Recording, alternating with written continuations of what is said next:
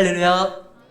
하나님의 은혜가 우리 가운데 함께하기를 예수의 이름으로 축원합니다. 우리 함께 인사하겠습니다. 환영합니다. 사랑합니다. 축복합니다. 반갑습니다. 요즘에 프로야구 인기가 여느 해보다 더 뜨겁습니다. 작년에 처음으로 관객 수가 1000만을 넘었다고 난리가 났는데 올해는요 1000만이 아니라 한 1200만 이상의 관중 수를 기록할 것 같아요. 그리고 그 전반기가 이제 끝났는데 전반기 마지막 경기 목요일 날 있었던 7월 10일 날 하나와 기아의 경기를 여러분들 기억하실 거예요. 속상해요. 그렇죠. 그런데 그 경기에서 기아의 에이스라고 하는 네일이 등장을 합니다. 하나는요 솔직히 그날은 질 거라 생각을 했어요. 워낙 잘 던지니까. 그런데 오해입니다. 그 흔들리지 않았던 네일이 연속으로 안타를 2개를 맞습니다. 물론 투아웃까지 잡았지만 포볼을 줘가지고 이제 만루가 된 거예요. 그 네일에게서 점수를 뽑는 게 얼마나 어렵습니까? 그런데 만루 찬스를 그때 하나가 처음으로 오해가 돼서 득점권 찬스를 얻게 됩니다. 난리가 났어요. 포볼이 되니까 하나 관중들은요 막 소리를 지르면서 축제 분위기예요. 그리고 해설자도 이제 하나가 중요한 기회를 얻었습니다 했는데 갑자기 이닝이 종료가 돼요. 분명히 포볼로 나갔는데 기아 선수들이 마운드에서 내려옵니다. 그리고 더그아웃에 들어가는 거예요. 해설자도 이게 무슨 상황인지 모르겠어요. 방금까지 포볼로 돼서 만루가 됐는데 막 구장이 떠들썩하게 신이 났는데 이닝이 종료되니까 해설자들도 잠깐 이거 화면을 봐야 되겠는데요. 자기들도 현장에 있었지만 무슨 일이 벌어졌는지를 몰랐어요. 근데 보니까 하나의 대주자로 3루로 서야 되는 선수가 베이스를 밟지 않고 주루 코치와 얘기를 하고 있었던 거예요. 그래서 아웃당했어요. 저는 여태까지 야구를 많이 봤지만 그런 장면은 처음 봐요. 그러니까 갑자기 막 흥분했었던, 여러분들은 좋았겠지만 하나를 입장하는 사람들은 황당한 거예요. 뭐 이런 축제의 분위기에서 득점할 수 있다라는 희망찬 그 순간에 이 찬물을 끼얹듯이 분위기가 싹 가라앉았습니다. 오늘 본문에요. 너무나 기쁘고 즐거워 잔치를 베풀고 있는 아버지가 이 사람들과 함께 막 즐거움을 나누고 있는데 첫째 아들이 이거 잘못됐다고 아버지를 나무라면서 막 승을 내고 화를 내는 장면이 있어요. 막 신나게 잔치 베풀고 있는데 저쪽 담 너머에서 아버지에게 대드는 첫째 이야기를 듣고 이 분위기가 싸해요. 어떤 즐거운 분위기를 망치는 사람들의 공통점을 보면 지금이 어떤 상황인지, 지금이 얼마나 중요한 순간인지, 지금이 어떤 또 다른 기쁨으로 넘어갈 수 있는 기회인지 그거를 모르고 그냥 자기 생각대로 행동하다가 그 분위기를 꺼트리는 거예요. 아니 대주자로 나갔으면 베이스 위에 있어야지. 코치하고 무슨 잡담을 해요. 그 코치도 정신이 없는 거지. 투아웃에 만루기 때문에 작전이 나올 수가 없어요. 근데 왜 주자에게 말을 걸고 얘기하는지 난 이해가 안 돼요. 지금 아버지가 얼마나 기쁘고 즐겁고 이 가정에 다시 한번 웃음꽃이 떠나지 아니하고 넘칠 수 있는 순간이 왔는데 이 첫째가 이 분위기에 완전히 흘려나요.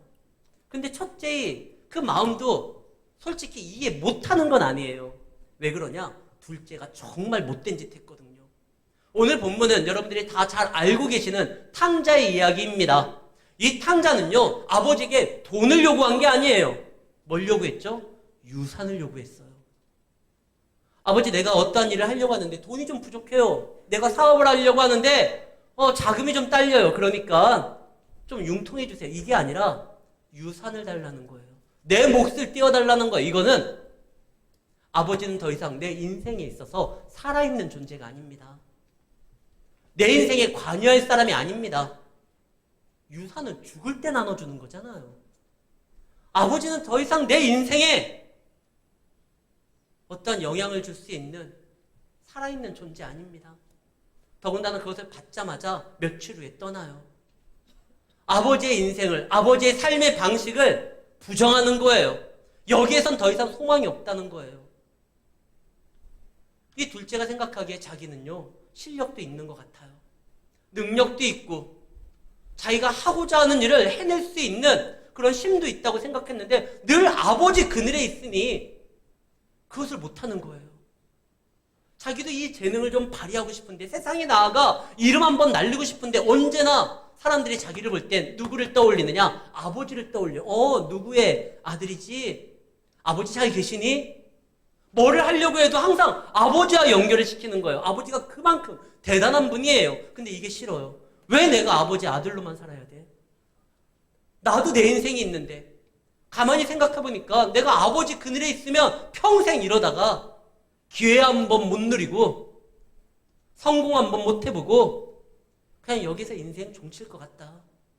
결단해야지. 나도 이제 내 생활을 살아가 봐야지. 성공이라는 거 해봐야지. 아버지, 유산 주세요. 그리고 떠난 거예요. 그가 진짜 못된 아들이에요. 그런데 그렇게 해서 떠났으면 제대로라도 한번 해보던가. 허랑방탕하게 그 돈을 다 탕진합니다. 그리고 그가 그렇게 많은 기회가 있는 그 땅이라 생각했는데 거기에 뭐가 와요? 흉년이 와요. 그래서 비로소 궁핍하게 됩니다. 돼지를 키우는 일을 하고 주염 열매를 먹습니다. 그러다가 참 어이가 없는 거예요. 어느 날 생각해보니까 내가 왜 이러고 살아야 되지? 우리 아버지 집에는 품꾼들도 풍족한데 양식이. 나는 여기에서 이거 하고 있으니 내가 염치 없지만 살 수 있는 유일한 길은 그 아버지께 가는 거다. 내가 아버지와 하늘에게 죄를 범했으니 아버지, 내가 이제는 아들이라는 이름을 감당치 못하니까 벼룩도 낯짝이 있는데 그냥 저 써주세요, 일꾼으로. 아버지 집안에는 품꾼도 먹을 것이 풍족하니까 저 그거라도 좀 할 수 있도록 허락해 주세요. 이러기를 원하고 떠난 겁니다. 그런데요, 여기에서 보면은 우리가 오해 살 만한 이야기가 있어요. 그가 스스로 돌이켜, 17절, 이에 스스로 돌이켜 이르되 마치 그가 자신의 지난 삶을 정말 반성하고 후회하고 아버지께 죄를 범했다는 걸 스스로 알게 되어서 돌아갔다? 아니에요. 왜냐하면 이 본문이 어디에 기록되어 있는 겁니까? 누가복음 15장. 이 15장에는 탕자 이야기만 있는 게 아닙니다. 잃은 양에 대한 비유와 잃은 드라크마에 대한 이야기가 같이 소개되면서 이것이 한 세트예요. 같은 내용이에요. 길을 잃은 양이 잃어버린 그 동전이 스스로 야, 목자가 언제 나를 찾을 때까지 기다리는 거 너무 힘드니까 내가 그냥 찾아가야 되겠다. 양이 온 거 아니에요. 동전에 발이 달려가지고 주인에게 찾아온 것도 아니에요. 주인이 찾았고 목자가 찾은 거예요. 지금 스스로 돌이켰다지만 그가 다시 아버지의 집에 갈 수 있었던 건 아버지가 그를 품어줬던 그 사랑이 있었고 그에게 생명을 주었고 그리고 그의 어떠한 사랑의 깊이를 떠나기 전에는 몰랐지만 그것을 이제 알게 되었고 그가 또 어떻게 아버지의 아들이 됩니까? 아버지가 맞아주고 아버지가 세워주고 아버지가 인정해줬기 때문에 아들이 된 거지. 그가 후회함으로 인하여 반성함으로 인하여 어떤 노력을 통해 가지고 다시 잃었던 그 위치를 차지한 게 아닙니다. 아버지가 그런 거예요. 이 아버지는 한 번도 그 아들을 잊은 적이 없어요. 그때 극동방송이 있었으면 아버지는 계속 사연을 보냈을 거예요. 오늘도 아들 잃은 아버지께서 또 하루가 멀다 않고 사연을 보냈네요. 아버지께서 말씀합니다. 아들아, 돌아와라. 돌아와, 아들. 내게 돌아와. 난 온통 아들 생각뿐이야. 그러면서 노래를 하나 신청하셨네요. 이선희의 나 항상 그대를. 그 후렴 부분이 그거잖아요. 돌아와 그대 내게 돌아와 난 온통 그대 생각뿐이야. 거기까지 할게요. 혼날 것 같아. 아버지는 계속 돌아오라고 하는 거예요. 성경에서 가장 많이 사용된 단어가 뭔지 아십니까? 슈브, 돌아오라는 히브리 동사예요. 1060번이 기록되어 있습니다. 돌아와라, 돌아와라. 아버지가 원하는 건 돌아와라. 계속 내 곁에 있어야 된다. 나의 것을 먹어야 된다. 나와 함께 동행해야 된다. 나와 연결돼야 된다. 너는 나와 하나다. 하나님께서 가장 많이 성경을 통하여 이야기하는 건 돌아오라는 거예요. 룻기에 보면 나오미가 모압에 갔다가 돌아옵니다. 돌아왔었던 이유가 뭡니까? 룻기 1장 6절에 보면은요, 나오미가 소식을 하나 듣게 돼요. 하나님께서 그의 백성을 돌아보사 은혜를 베풀어 베들레헴에 양식이 있다라는 소문을 듣고 그가 돌아가요. 실제로요, 룻기 1장 6절서부터 돌아가기로 결심했던, 그리고 22절까지는 총 12번의 돌아오라는 슈브라는 단어가 기록되어 있어요. 나오미가 스스로 깨우쳐서 돌아온 게 아니라 하나님께서 계속 돌아오라, 돌아오라, 돌아오라 막 슈브 하면서 지금 나오미로 하여금 그 자리에 있게 만들려고 했던 거예요. 지금 탕자가 다시 아들의 자격을 얻었던 건 그가 뉘치고 스스로 돌이키고 무엇인가 대단한 것을 해냈기 때문에 아들이 된 게 아니라 아버지가 그를 기다렸고 아버지가 그에게 생명을 주며 그를 품고 그를 사랑했었던 것이 떠올랐기에, 그리고 아버지가 그를 외면하지 않고 받아줬기에, 그를 품어줬기에 그가 아들이 됐던 거예요. 이 아들은 그것도 모르고 그 아버지의 사랑이 얼마나 깊은지도 모르고 처음에는 아버지 품이 너무나 답답했습니다. 모든 가능성을 막고 아버지는 내가 뭔가 하고자 하는 것을 지원해주는 분이 아니라 응원해주는 분이 아니라 걸림돌이니 아버지를 떠나는 것만이 내 인생 사는 거라 생각을 했어요. 물론 탕자가 망했지만 성공할 수도 있었을 거예요. 기회는 열려 있었을 테니까. 그러나 성공했다 할지라도 아버지를 떠나면은요, 세상에 성공한다 할지라도 정체성을 잃어버리는 거예요. 하나님의 백성이 하나님을 떠나서 성공하는 건 그건 의미가 없습니다. 성경에 보면 이스라엘 백성들이 출애굽을 해가지고 가나안 땅에 입성하고 거기에서 정복 전쟁을 통하여 승리를 거둡니다. 그런데요, 이스라엘 백성들이 가나안 땅에 입성하고 정복 전쟁에 승리한 내용보다 그들이 광야에서 훈련받았던 기록이 훨씬 더 많아요. 출애굽기, 레위기, 민수기, 신명기가 광야에서 생활하면서 하나님 앞에 엎드리며 그들이 말씀으로 세워지는 과정이 출애굽기, 레위기, 민수기, 신명기예요. 정복한 건 여호수아서고 훨씬 더 많은 분량과 훨씬 더 많은 하나님의 어떤 이야기가 훈련받을 때 있어요. 왜? 전쟁에서 승리하는 것보다 누구로서 승리하느냐가 훨씬 더 중요하기 때문에 그렇습니다. 이스라엘에 뜬금없이 갑자기 하나님의 선택함으로 인하여 왕이 된 자가 있었으니 그가 바로 여로보암입니다. 그는요, 백성의 지지를 얻어서 아니면은 어떠한 유력한 자의 도움을 통해 가지고 왕이 된 게 아니라 하나님께서 선지자를 통하여 네가 이스라엘의 왕이 될 것이다. 너는 다윗의 길을 따르면 내가 그 나라를 견고하게 만들 것이다. 지금 나라가 엉망이 됐는데 네가 다윗의 길을 따라 예배자의 나라로 다시 한번 이 나라를 세워야 된다. 이 나라는 제사장 나라다. 여로보암이 그 얘기를 들어요. 그리고 시간이 지나마 정말 그가 왕이 됩니다. 어떤 왕?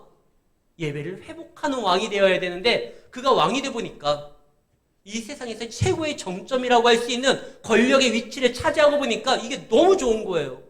누릴 수 있는 게 너무 많아요. 그리고 이 누릴 수 있는 것을 지탱하기 위해서는 자기와 협력하는 유지들이나 그 다음에 공동정부를 이룰 수 있도록 지원해줬던 다른 지파들의 어떤 수장들이나 이런 사람들과 긴밀한 관계를 맺어야 되는데 지금 잘 되고 있는 것 같은데 하나님이 판단하기에 이거 잘못된 거예요. 그래서 하나님의 사람을 보내서 이거 잘못됐으니 너는 깨닫고 회개해야 된다. 그 말을 들었었을 때 이 여로보암이 거기에 바짝 엎드렸어야 돼요. 하나님의 말씀대로 살아가면 방해가 될 것 같아요. 이들과의 관계가 깨어질 것 같아요. 내가 지금까지 누려왔던 이 모든 어떠한 위치가 하나님의 말씀대로 예배로 살아가면 그동안 나와 함께 누렸던 사람들이 나를 떠나면 균열이 생길 것 같아요. 그래서 그걸 못해요. 그런데요, 하나님 앞에 모든 것을 다 일을 각오를 하고 엎드리면은요, 사라지는 것이 아니라 세워집니다. 그때서부터 은혜가 부어지기 시작하면 길이 열리는 거예요. 모든 걸 다 일을 각오하고 주님 앞에 엎드리는 게 중요해요. 먼저 그래서 하나님의 사람으로 세워지면 그 다음부터는요, 하나님께서 책임지는 거니까요. 지금 이 아들이 착각한 건 자기가 누구의 아들로서 살아가는 것이 족쇄가 아니라 이것이 다른 사람들은 누릴 수 없었던 큰 영광이고 기회라는 걸 알았어야 되는 거예요. 아버지와 함께 할 수 있었고 아버지의 지혜를 빌릴 수 있었고 아버지의 힘을 빌릴 수가 있는 것이 아버지의 아들로서 살아가는 것입니다.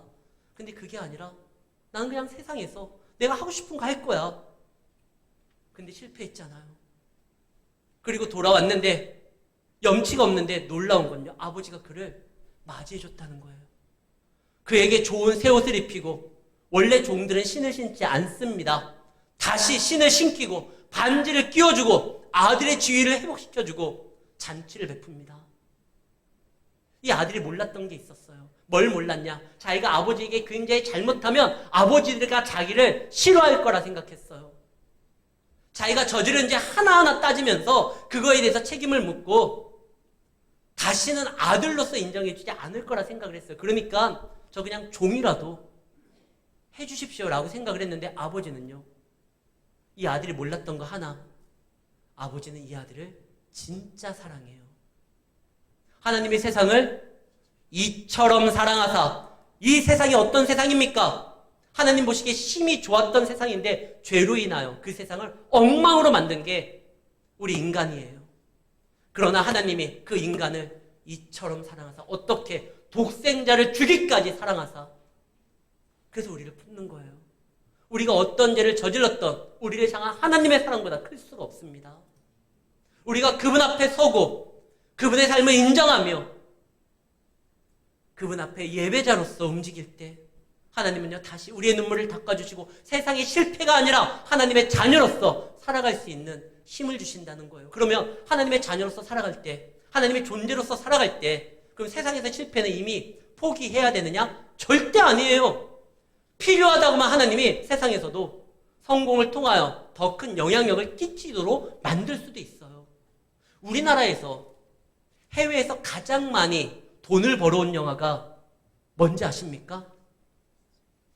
얼마 전에 아카데미 최우수 작품상과 감독상을 수상했었던 기생충이라는 영화 있죠? 그 영화가 세계에서 한국 영화로서 가장 많이 돈을 벌어온 영화입니다. 근데 그 기록을 깬 영화가 있어요. 다음 주에 개봉해요.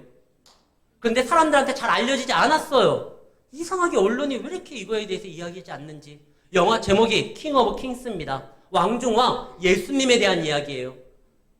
10여 년에 걸쳐서 한 사람이 이것을 제작하기를 작정을 하고 기도하면서 준비하면서 감독 겸 제작자로 이제 이 영화를 작년에, 올해인가요? 미국에서 먼저 오픈을 했는데 기생충 기록을 깼어요. 우리나라 영화예요, 이게. 예수님에 대한 이야기. 예수님의 이야기를 전해도요, 그것이 정말 필요하다고 하면 세상에서도 세상 사람들이 인정할 수밖에 없는 성공도 얻을 수 있어요. 아브라함은요, 하나님의 말씀만 받은 게 아니라 족장으로서 그 나라를 세워야 되니까 또 필요한 것들이 있잖아요. 사람도 필요하고, 나라를 세우려면 땅도 필요하고 어떤 물질도 필요하니까 그것도 허락을 해줬어요. 근데 그것이 전부가 아니죠. 먼저 우리가 하나님의 자녀로서 세워지는 게 중요합니다. 이 둘째는 그거를 모르고 떠났지만 이제 돌아왔을 때 하나님이 그를 세워줍니다. 근데 문제는 첫째예요. 아버지 진짜 기뻐요. 너무 기뻐요. 잔치를 베풀어요. 그런데 첫째가 그 시간에도 그는 일하고 있었어요. 성실한 아들이에요. 일 잘하는 아들이에요. 근데 일하고 돌아오는데 자기 집에서 잔칫소리가 막 들려옵니다. 이게 뭐지? 오늘 아버지 생신도 아니고 누가 중요한 분이 온다라는 이야기도 못 들었는데 왜 잔칫소리가 들리고 이 코를 자극하는 어떤 음식도 이렇게 뭐 만든 것 같고 뭐지? 그래서 종에게 물어봐요. 야, 오늘 뭔 일이냐? 그때 종이 말합니다. 당신의 동생이 돌아왔기에 당신의 아버지께서 잔치를 베풀고 있습니다. 그때 첫째가 너무 화가 나요.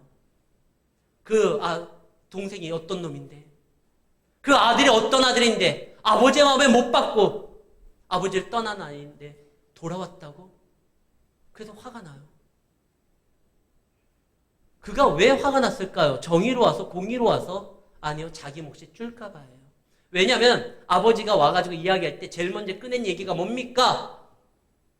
자기는 성실하고 자기는 정말 아버지 말씀을 한 번도 거역하지 않았는데 그래서 얻어야 될 게 아버지의 마음과 아버지의 인정과 이게 아니라 그런데 저는 제 친구들과 나눌 수 있는 염소 새끼 한 마리 안 잡아주고 쟤는 또 송아지 잡아줍니까? 제가 오물을 인하여 또 유산에 대해서 아들로서 다시 세워주면 자기의 몫이 줄어들 거 아닙니까? 이거에 대한 화남이 가장 주된 거예요. 그런데요, 지금 이 본문에서 가장 억울한 존재는요, 첫째가 아니에요. 누가 제일 억울한 것 같습니까? 살찐 송아지예요. 이 둘째가 와가지고 생명을 잃은 건 살찐 송아지예요. 아마 그 송아지는 그날 아침도 자기의 운명이 이렇게 될 줄 몰랐을 거예요. 자, 오늘도 보람찬 하루가 시작되는구나. 또 염을 준 거 많이 먹으면서 소 한 마리가 한 450kg? 뭐 500kg 그 정도 된 것 같아요. 얘는 살찐 송아지니까 한 500kg 이상일 거예요. 오늘도 내가 염을 먹고 한번 도전해보자. 550까지 한번 찍어보자. 뭐 이 생각하면서 옆에 있는 그 동료들과 뭐 대화했겠죠. 음매하면서. 야, 우리 오늘 참 행복하지 않냐? 근데 갑자기 주인이 말을 하죠. 저거 잡아라. 제일 억울한 건 살찐 송아지예요. 근데 왜 첫째가 난리예요? 소도 가만히 있는데. 이 첫째는 자기 몫이 줄어도 그것부터 계산이 딱 쓰니까 너무 화가 나는 거예요. 근데요, 이 첫째가 모르는 게 있어요. 세상은 제로섬 게임이라고 해서 누군가가 많이 가지면 누군가는 적게 가져야 돼요. 이것이 한계가 있으니까. 근데요, 하나님의 사랑은요, 아버지의 부유함은 한계가 없어요. 아버지는요, 하나님은요, 세상을 창조하신 분입니다. 아무것도 없는 거에서 있게 만드시는 분이에요. 아무리 둘째가 허랑방탕하게 계속 가져가고 또 쏟아붓고 허비한다 할지라도, 그래서 둘째가 돌아왔을 때 또 아버지가 그의 삶을 채워준다 할지라도 첫째의 몫은 줄어들지 않습니다. 여러분들이 누군가가 막 은혜를 받아요. 어느 구역에 누군가가 막 은혜를 받고 축복을 받고 하나님의 복은 그냥 그 사람이 다 갖는 것 같아. 그랬을 때 하나님 서운합니다. 섭섭합니다. 내 몫이 좀 줄어드는군요. 이 생각하는 것이 아니라 하나님은 저렇게 은혜를 막 베푸시는구나. 아낌없이 낭비하듯이 막 퍼부으시는구나. 나도 그 은혜를 받기를 소망하고 사모하고 도전받고 하나님 앞에 구해야지. 여기 뒤에 있는 주사랑교회와 저 포도원교회 하나님의 은혜가 막 쏟아져도요, 우리에게 돌아올 하나님의 은혜가 줄어드는 게 아니에요. 막 쏟아지면 야, 저 교회에 저런 은혜가 쏟아지는구나. 우리도 도전받고 하나님의 은혜를 막 간구하면서 나아가야지. 이래야 되는 겁니다. 어느 성도가 은혜를 받았다고 해서 내 몫이 줄어드는 거 아니에요. 내 몫 띄어서 하나님이 주시는 거 아니에요. 이 살찐 송아지 억울하지만 이거 누구 거예요? 이거 아버지 거예요. 아버지가 아무리 둘째에다 퍼줘도요, 첫째가 받을 수 있는, 아버지를 통하여 얻을 수 있는 건 조금도 줄어들지 않아요. 누군가가 은혜를 받고 그가 용서함을 받고 하나님으로 인해 다시 세워진다고 하면 저건 아닌데라고 생각하지 말고 그 은혜를 우리는 더 사모해야 됩니다. 그리고 그 아버지의 기쁨에 우리는 참여해야 되는 겁니다. 이 아들은요, 착각했어요. 아버지로부터 제 자신이 얻을 수 있는 건 재산이나 아버지가 죽은 다음에 물려받을 유산이나 이게 아버지한테 받을 전부라고 생각을 한 거예요. 그런데 하나님께서 우리에게 정말 주고자 하는 건 이 물질, 세상에서 소위 통용될 수 있는 이것이만 전부가 아니에요. 하나님께서 우리에게 가장 귀한 걸 주시려고 한 게 뭡니까? 하나님을 아는 지식이에요. 하나님을 알면 알수록 그분 안에서 우리에게 허락된 많은 것들을 우리는 얻을 수가 있어요. 평안과 구원과 영생과 마음의 기쁨과 그리고 하나님의 이름으로 할 수 있는 여러 가지들을 하나님을 알면 알수록 우리는 그것을 우리 삶 가운데 채울 수가 있는 겁니다. 근데 그 일을 감당하는데 또 필요한 것이 물질이라고 하면 그것도 허락되는 것이지, 하나님께서 우리에게 주실 가장 귀한 거는요, 그분을 아는 지식이에요. 지금 아들은요, 첫째는 늘 아버지 곁에 있어서 아버지의 지혜를 구할 수 있었어요. 아버지의 어떠한 통치하는 방법과 아버지가 꿈꾸고 생각하는 그 비전을 그 옆에서 알 수도 있고 이어갈 수도 있었던 거예요. 근데 그는 아버지한테 내가 뽑아낼 수 있는 건 그의 재산이고 양이고 소고 그게 전부라 생각했으니까 일하는 아들이 된 거예요. 아버지가 원하는 아들은 어떤 아들입니까? 동생이 떠나가지고 아버지는 늘 그 마음을, 그 동생이 돌아오기를 바라고 있는데, 아버지 저 오늘도 일 열심히 했습니다. 아니 사람 보내서 찾아오든지 하든지, 아니면 아버지 옆에서 아버지 쓰러지지 아니하도록 아버지와 함께 그 마음을 나누면서, 아버지 걱정하지 마세요, 동생 돌아올 겁니다, 사람 보냈으니까 소식이 있을 겁니다, 뭐 이래야 되는데 전 오늘도 이랬습니다. 이것이 자기의 공로와 자기의 자랑의 전부예요. 아버지에게 내놓을 수 있는 게 이거였어요. 그러니 아버지 기억해 주셔야 돼요. 오늘도 이랬습니다. 잊지 마세요. 또 도장 찍어야 됩니다. 오늘도 참 잘했어요. 이것을 해주시고 나중에 뭐 물려줄 때 이거 포함시켜야 됩니다. 아버지가 원하는 건 일 잘하는 아들이 아니에요. 아버지를 닮는 아들이에요. 아버지의 마음을 헤아리는 아들이에요. 아버지의 마음이 있는 곳에 자신의 마음도 둘 수 있는 아들을 원하는 거예요. 아버지의 심장을 가지고 아버지의 손과 발이 되어 아버지의 일을 같이 감당하는 아들을 원하는 거예요. 하나님이 좋아하시는 교회가 어떤 교회입니까? 큰 사업을 이루어서 무엇인가 많은 것을 얻어내는 교회가 아니라 주의 말씀으로 무장하여 하나님을 알아가는 교회, 하나님을 닮아가는 교회, 적은 일이라 할지라도 주의 큰 사랑을 담아서 행동하는 그런 교회를 원하는 거 아닙니까? 예수님이 뭐라고 했어? 이 적은 아이에게 물 한 컵 뜨는 거, 그것도 귀하다고 했어요. 주님의 심정으로 마음으로 행동하는 것이 귀한 거예요. 이 첫째 아들은 그걸 놓친 거예요. 아버지의 마음을 헤아리지 아니하고 자기가 찾아야 될 거. 근데 둘째가 오니까 또 그것이 자기 몫에서 줄어들까봐 그거에 대해서 이건 공의롭지 못합니다, 정의롭지 못합니다, 저 창기와 함께 아버지의 것을 허비한 이 아들, 내 동생이라고도 안 해요. 종은 뭐라고 합니까? 당신의 동생이 돌아와 당신의 아버지가 기뻐하십니다. 근데 그 첫째는요, 그 둘째를 자기 동생이라고 인정하지 않아요. 이 창기와 함께 아버지 것을 허비한 이 아들, 당신의 아들일지언정 내 동생은 아닙니다. 근데 아버지는 뭐라고 해요? 32절에 네 동생이 죽었다가 살아왔으니. 아버지는 아니, 네 동생 맞아, 우리는 한 가족이고 그가 돌아왔으면 기뻐하는 게 당연한 거 아니니? 너는 왜 내 재산에 대해만 관심이 있니?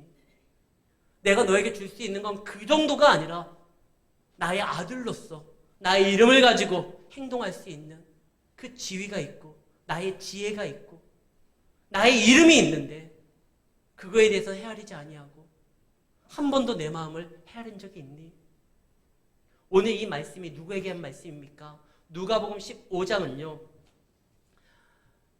죄인들과 세리들이 예수님과 함께 있는 것에 대해서 굉장히 불쾌하게 생각했었던 바리새인과 서기관들에게 했던 말이에요. 15장 2절, 바리새인과 서기관들이 수군거려서 3절, 예수께서 그들에게 이 비유로 이르시되, 다른 사람이 아니라 그 첫째들에게 지금 하고 있는 말이에요. 그래, 니들 생각하기에 너희들은 한 번도 하나님의 말씀을 어기지 않았고 1회에 2번이나 금식하고 11조도 철저히 하고 안식일도 지키고, 근데 너희들이 보기에 저 세리는, 저 창기는, 저 죄인들은 문제가 있어서 하나님의 사람이 아니라고 생각하지만 그들은 지금 나와 함께 음식을 나누고 있는, 내 품에 다시 들어온 너희들이 잃어버렸던 너희들의 동생이다. 지금 잔칫날이다. 기쁜 날이다. 근데 왜 그것을 인정하지 않느냐? 오늘 본문은요, 열린 결말로 끝나요. 열린 결말로 끝나는 게 오늘 본문과 요나서예요. 요나서 맨 마지막에 어떻게 가지죠? 요나야, 네가 키우지도 않았었던 하룻밤에 일어났다가 사라지는 박넝쿨도 네가 귀하게 여기는데 이 좌우에 분별하지 못하는 12만 명이 있는 이 큰 성읍을 내가 사랑하지 않겠느냐? 그리고 끝나요. 요나의 대답이 어떤지를 몰라요. 오늘 본문도요. 기뻐하는 것이 마땅하다. 그러지 않겠니? 첫째의 대답이 없어요. 열린 결말이죠. 근데 이 말씀을 듣는 우리가 혹시나 첫째가 아니었는지 우리가 답해야 돼요. 아버지가 기뻐하면 우리도 기뻐한 거예요. 아버지가 슬퍼하면 우리도 거기에 대해서 탄식하며 기도해야 되는 거예요. 아버지는 지금 잃었던 생명을 얻어서 너무나 기쁜데 거기에 대해서 승을 내는 건 정의로운 게 아니라 아버지를 알지 못하는 거예요. 그는 아버지 곁에서, 이 둘째는 맛볼 수도 없었던 아버지 곁에서 아버지의 것을 누릴 수 있었는데 아버지가 말합니다. 이 모든 것이 다 네 것이었다. 근데 너는 이것을 활용하려고 하지 않고 언젠가 자기가 차지해야 돼. 이걸 그냥 재물로만 생각하고 너 일꾼으로 행동한 거 아니냐. 아들이었으면, 아버지의 마음을 읽었으면 예수님께서 누가복음 11장 29절에서 마태복음 11장 마태복음 11장 29절에서요. 예수님이 이 말씀하셨어요. 나는 마음이 온유하고 겸손하니 나의 멍에를 메고 내게 배우라. 예수님과 함께 동행하면서 예수님을 배우라는 거예요. 그의 멍에를 메면서. 그러면은 힘들지 않을까? 그렇게 되면 어떻게 됩니까? 힘을 얻으리라. 이 아들은 노력을 했지만 아버지 안에서 힘을 얻지 못해서, 왜? 아버지한테 배운 게 없어요. 아버지를 닮아가지를 않았어요. 아버지의 일에 동참하지를 않았어요. 그의 멍에를 맨 것이 아니라 자기의 행동만 한 거예요. 예수님께서 제자들에게, 하나님께서 우리에게 늘 말씀하십니다. 나를 배워라. 나를 알아가라. 내가 너에게 줄 수 있는 것이 진짜 무엇인지를 깨달아라. 그리고 나와 함께 동참하자. 내 멍에를 메라. 그러면 힘듦이 아니라 쉼을 얻을 것이다. 평안을 얻을 것이다. 혹시 여러분들 일은 많이 하는데, 교회 일에 충성을 하는데 내 마음에 평안이 없고 무엇인가 불평이 있고 아픔이 있고 짜증이 있습니까? 주님이 우리에게 주시는 마음은 힘이고 평안이고 안식입니다. 혹시 내가 아직 아버지의 마음을 잘 읽지 못하는 것이 있는지, 그렇다고 하면 빨리 그것을 구해야 돼요. 베드로는요, 주님 곁에 가장 가까이 있다고 했고 주님 앞에 칭찬도 들었어요. 주는 그리스도시요 살아계신 하나님의 아들입니다. 그런데요, 그가 죽음이 두려우니까 그렇게 따랐던 예수님을 어떻게 하죠? 배신하고 부인하고 저주합니다. 근데 그가요, 다시 부활의 주님을 만나고 성령이 임함이, 성령이 하시는 가장 큰 역할이 뭡니까? 우리의 삶을 인도할 뿐만 아니라 말씀을 기억나게 하시는 거예요. 예수님의 가르침이 기억나니까, 예수님을 더욱더 알아가니까 예수님의 일을 같이 감당할 수 있는 거예요. 주님을 알아가면 알아갈수록 주의 일을 감당할 수가 있습니다. 그 감당하니까 이제 죽음이 두렵지 않아요. 사도행전 12장 6절 7절에 보면 베드로가요, 잡혀가지고 감옥에 있어요. 내일 재판을 받는데 재판의 결과가 어떻게 될지, 잘못되면 죽을 수도 있어요. 예전 베드로 같았으면 이거 안절부절했을 거예요. 근데 베드로가 자요. 얼마나 푹 자는지 천사가 깨워서 그를 이렇게 밖으로 인도하려고 하는데 베드로야 안 일어나요. 쳐도 안 일어나요. 나중에 어떻게 합니까? 천사가 발로 옆구리를 차요. 내일 당장 자기가 죽을 수도 있는데 그는 평안함을 누립니다. 왜? 죽으면 순교고 눈 뜨면 천국이고 뭐 두려울 게 없다. 하나님을 아니까, 하나님이 자기를 통하여 하실 일이 무엇인지를 아니까 평안함을 누리는 겁니다. 고통 가운데서도 그는요, 하나님이 주신 힘 때문에 그날의 그 감옥은요, 평안함을 누리는 시몬스 침대가 되는 거예요. 여러분들이 하나님을 믿고 따른다고 하면 세상이 뭐라고 해도 주님이 주신 이 평안을 세상이 우리에게 가져갈 수가 없습니다. 첫째는요, 하나님 옆에 있었고, 베드로도 예수님 옆에 있었지만 진짜 그분의 목적과 그분의 뜻과 그분의 마음을 모르니까, 그분을 통해서 내가 할 수 있는 게 무엇인지를 모르니까 맨날 일만 하고 힘이 없는 일꾼이 돼서 불평만 하는 거예요. 왜 염소도 안 잡아주고. 그런데 아버지는 말을 합니다. 첫째야, 돌아와라. 서기관들, 돌아와라. 너희도 이 기쁨에 함께 참여하자. 오늘 우리에게도 말을 합니다. 돌아와라. 내가 너에게 힘을 줄 것이다. 나를 배워라. 나의 멍에를 매라. 가까이 있는 내 말을 들어라. 내 마음이 있는 곳에 너희도 같이 있자. 사랑하는 성도 여러분, 이 아버지의 마음이 느껴지신다면, 아니 아직 모른다고 하면 아버지께 구하면서 그 마음을 품고 나아가 이 땅에서 믿음으로써 승리하며 하나님의 자녀로서, 존재로서 또 선한 영향력을 나타나는 주의 백성들이 되시기를 예수의 이름으로 축원합니다.